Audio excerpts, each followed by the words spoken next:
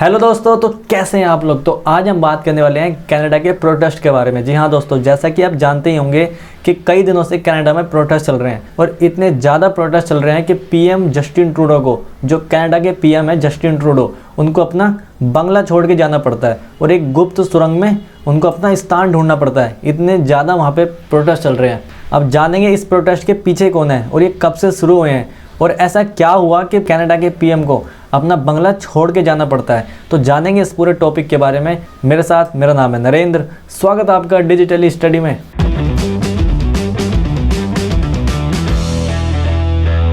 तो दोस्तों, आगे बढ़ने से पहले question of the day is, आज का क्वेश्चन है कि कनाडा की नेशनल कैपिटल क्या है। ये आपके ऑप्शंस हैं टोरंटो, ए, बी क्वेबेक, सी ओटावा या फिर डी अल्बर्टा। तो दोस्तों, सही आंसर आप नीचे कमेंट सेक्शन में दे सकते हैं। अगर आप आंसर नहीं जानते तो वीडियो के अंत में मैं सही आंसर इसका आपको प्रोवाइड कराऊंगा। और साथियों, आगे बढ़ने से पहले अगर आप इस चैनल पर नए हैं तो प्लीज़ इस वीडियो को लाइक और शेयर कीजिएगा और इस चैनल को सब्सक्राइब करना और वो बेल का बटन दबाना बिल्कुल मत भूलिएगा। अब दोस्तों, जैसा कि आप जानते ही होंगे कि पिछले कुछ दिनों से कनाडा में प्रोटेस्ट चल रहा है। जैसा कि आप ये न्यूज़ आर्टिकल देख सकते हैं, जैसा कि ये इंडियन एक्सप्रेस का न्यूज़ आर्टिकल है कि प्रोटेस्ट अगेंस्ट कोविड-19 मेजर्स स्प्रेड अक्रॉस कनाडा। और जैसा कि ये दूसरा आर्टिकल है the truckers protest in Canada over covid vaccine mandate. जब ये कोविड-19 वैक्सीन कनाडा में मैंडेट कर दी कनाडा की सरकार ने, उसके बाद ये जो प्रोटेस्ट है ये स्पार्क कर जाते हैं, ये प्रोटेस्ट होना शुरू हो जाते हैं। अब दोस्तों, पिछले कुछ दिनों से, लगभग 5-6 दिनों से ये देखा गया है कि जो कनाडा में एम्बेसडर ब्रिज है, ये दोस्तों बहुत इंपॉर्टेंट ब्रिज है क्योंकि ये दो देशों की सीमाओं को जोड़ता है। जैसे आप ये मैप में देख सकते हैं, ये हमारा प्यारा भारत और ये है एम्बेसडर ब्रिज।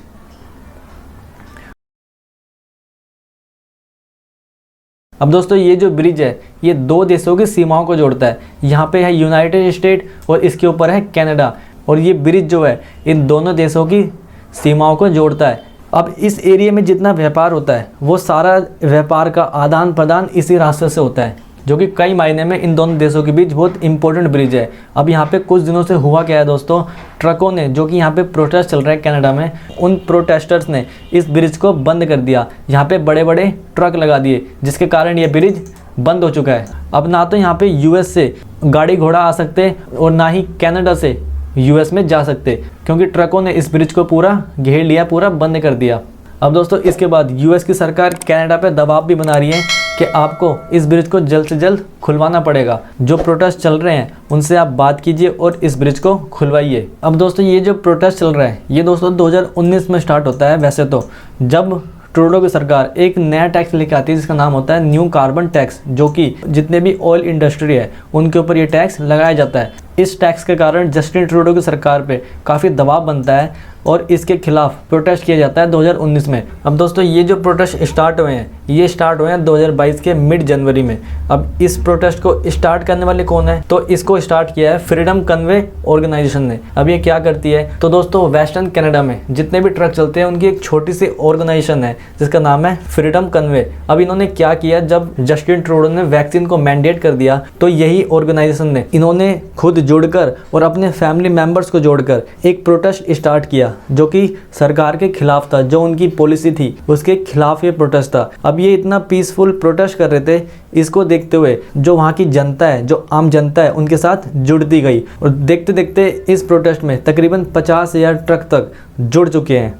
अब दोस्तों, ये चाहते क्या है, जो ये प्रोटेस्ट चल रहा है पूरे इतने दिनों से, ये जो प्रोटेस्टर्स हैं ये चाहते क्या हैं, तो सिंपल ये चाहते हैं, जो सरकार ने कुछ रिस्ट्रिक्शन लगा रखी हैं, कुछ अपने रूल्स लागू कर रखे हैं, जो पाबंदी लगा रखी है, जो कोविड-19 को लेकर रूल्स जारी कर रखे हैं। अब वो रूल्स क्या क्या हैं, अगर कोई भी व्यक्ति यूएस की टेरिटरी से कनाडा की टेरिटरी में आता है तो उसको कम से कम 14 दिन के लिए क्वारंटाइन होना पड़ेगा। और आपको पब्लिक प्लेस में ये पाबंदी लगा रखी है कि आपको मास्क रिक्वायरमेंट है। तो सरकार कहती है अगर इन सब से आप बचना चाहते हैं, क्वारंटाइन से बचना चाहते हैं, तो आपको क्या है, फुल्ली वैक्सीनेट होना पड़ेगा।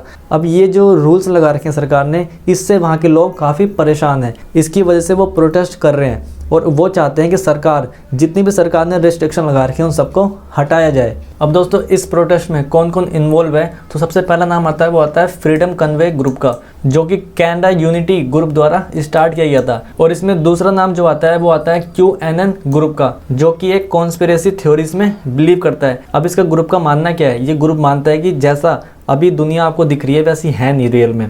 तो ये ग्रुप क्या करना चाहता है, ये जो करंट सिचुएशंस हैं इसको चेंज करना चाहता है और अपने तरीके से दुनिया बनाना चाहता है। ये ग्रुप का ऐसा मानना है और ये ग्रुप डोनाल्ड ट्रंप को भी सपोर्ट करता है। और दूसरा नाम इस प्रोटेस्ट में आता है, उनका नाम आता है तमारा लिंच, जो कि एक राइट विंग पॉलिटिकल पार्टी से जुड़े हुए हैं जिसका नाम है मावरिच पार्टी।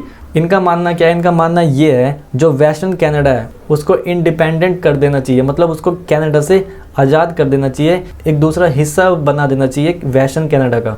इनका ये मानना है। अब दोस्तों अभी तक हुआ क्या क्या है, अभी तक हुआ इतना है कि जो ये ट्रकों का ग्रुप है ये भी दो हिस्सों में बढ़ चुका है। एक तो है जो सरकार ने रिस्ट्रिक्शन लगाई है उसको फॉलो करने वाला है, एक तो बोलता है कि उसको फॉलो करना चाहिए जो सरकार ने रिस्ट्रिक्शन लगाई है, और एक है जो मना करता है। अब जो इसको फॉलो करने वाला है उस ग्रुप का नाम है कैनेडियन ट्रकिंग अलायंस। ये क्या कहता है कि सरकार के साथ के प्रत्येक व्यक्ति को सरकार की जो गाइडलाइंस है उसको फॉलो करना चाहिए। और इनका कहना है कि जो मेजोरिटी ऑफ ड्राइवर्स है वो फुल्ली वैक्सीनेट हो चुकी है। और इनका एक चीज़ और कहना है कि देश की जो बॉर्डर लगती है दूसरे देशों से, तो आपको क्या है, आपको सिक्योर होना पड़ेगा अपने देश में। अब लेकिन दोस्तों जो दूसरा ग्रुप है उसके सपोर्ट में कौन कौन आ चुका है, उसके सपोर्ट में जो यूएस के जो प्रेसिडेंट थे, फॉर्मर प्रेसिडेंट जिनका नाम है डोनाल्ड ट्रंप, वो इन प्रोटेस्टर के सपोर्ट में आ रखे हैं।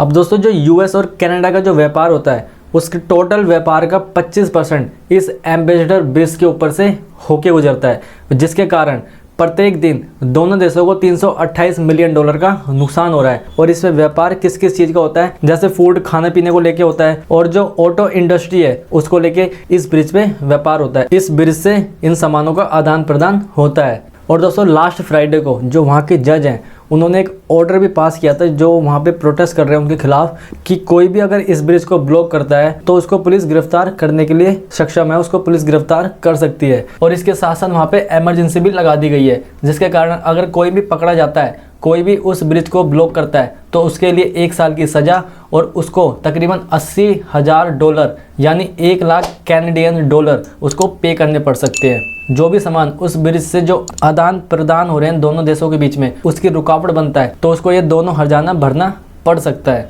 और दोस्तों अंत में आंसर, जो मैंने आपसे क्वेश्चन पूछा था कि कनाडा की नेशनल कैपिटल कौन है, तो आपका आंसर है सी, ओटावा। जी हाँ दोस्तों, जो कि कनाडा की 4th लार्जेस्ट सिटी है। तो दोस्तों यहीं तक थी ये वीडियो। अगर आपको ये वीडियो पसंद आई हो तो प्लीज़ इसे अप्रिशिएट कीजिएगा, लाइक शेयर और सब्सक्राइब कीजिएगा, और वो बेल का बटन दबाना बिल्कुल मत भूलना। धन्यवाद दोस्तों, थैंक्स।